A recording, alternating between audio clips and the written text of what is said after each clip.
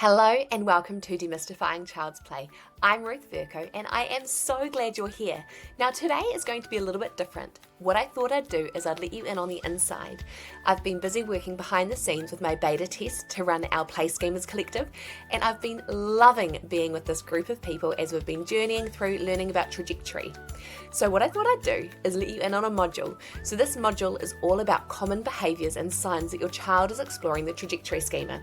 Now make sure if you want the handout that goes along with this too, you head to playschemas.com/free and you'll find it there. That's play, schemas.com/free, and you can find the handout that goes along with this module. So whether you're out on a walk, catching a rare moment of quiet, or multitasking around the house, let's dive on in.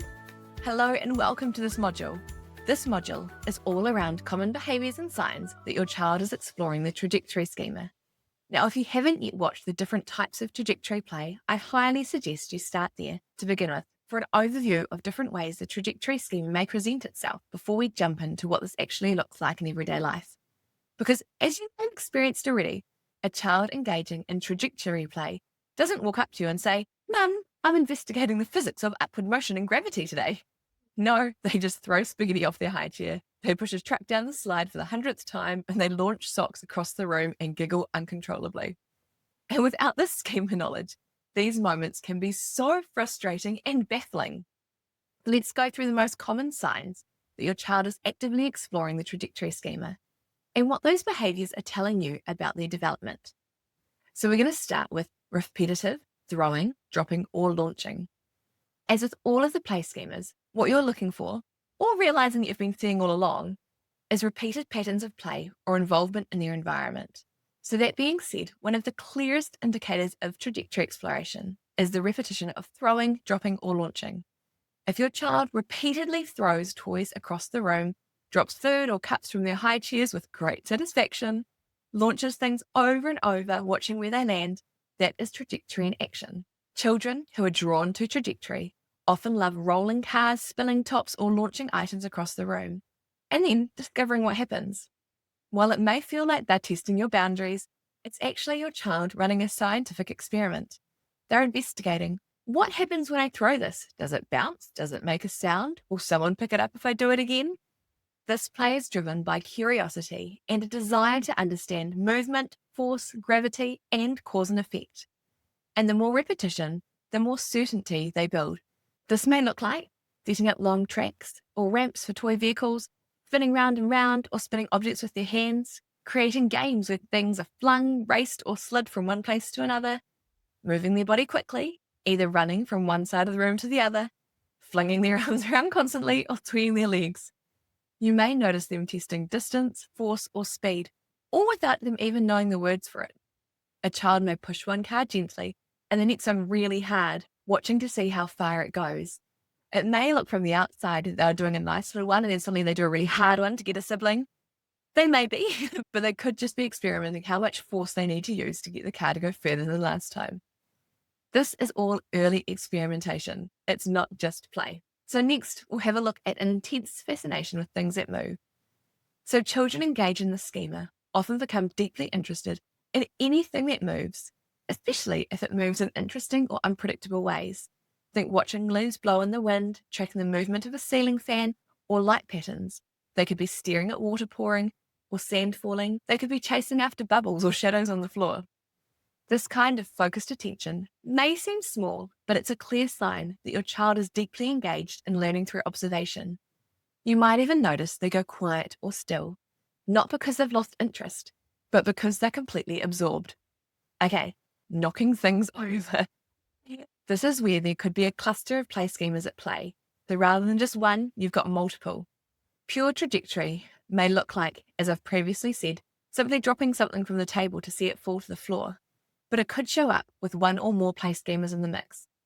One of these may be disconnection, where your child builds a tower and immediately knocks it over. Or maybe they don't build the tower at all. They just wait until someone else builds it and then gleefully knock that one over. This can feel destructive, especially in group play, but it's often linked to trajectory as well as disconnection. If your child is fascinated by the movement, not just the outcome, They want to see how it falls, what noise it makes, how many blocks bounce to the floor this way and that way and the other, or how they scatter. You can support this by providing safe ways to explore that instinct, like foam blocks, stack and smash games, or building towers and inviting them to crash it over. Now, trajectory isn't just about objects. It's about using their whole body. It's about how children move themselves through space. So you may notice jumping from furniture, climbing anything they can reach, running back and forth across the house, swinging and spinning and rolling down hills. These aren't just signs of a high-energy child. They're evidence of a body-based trajectory exploration. It's your child learning where their body begins and ends, how it moves through space, and how much force or balance they need to feel safe, strong, and in control. Now, there can be seemingly chaotic or disruptive play, and this one is really important to talk about because children exploring the trajectory schema are often misunderstood. You may hear things like, she is always throwing her toys, or he just can't sit still, he's just being wild, she won't listen.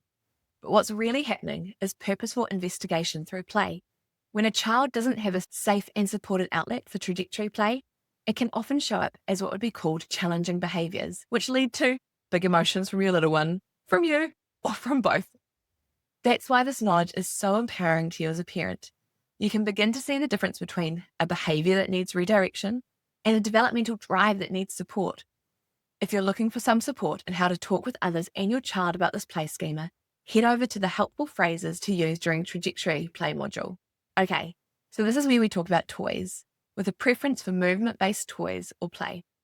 So finally, children exploring the trajectory schema often have favorite types of toys or play styles. These may include balls, cars, ramps, marble runs.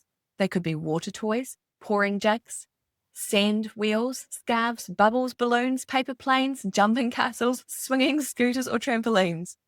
If your child gravitates towards these again and again and again, even if other options are available, it can be a sign that they're working through the trajectory schema. And they may do it over weeks or months, returning to the same type of play for long or short periods. And that's because schemas are deep, not shallow. Children revisit them until they've fully explored what they need to understand, and then they level up. Okay, so wrapping up. Now that you know what to look for, the repeated dropping, the climbing, the launching, the fascination with flowing water or rolling wheels, you'll start seeing trajectory play in so many of your child's everyday actions. Instead of thinking, why are they throwing again? You might think, they're exploring movement. How can I support that safely? Make sure you also dive into the other trajectory-related videos, such as practical ways to set up safe spaces and redirect unsafe behavior while still honoring your child's need for movement play. You're building some powerful skills right now. The ability to interpret your child's actions, not as mischief, but as meaningful exploration. So let's keep going. And don't forget, you can ask Archie the Archives King all about trajectory. So if you've got any questions, ask him. And if he doesn't have the answer, make sure you send me a DM. I'll see you in the next video.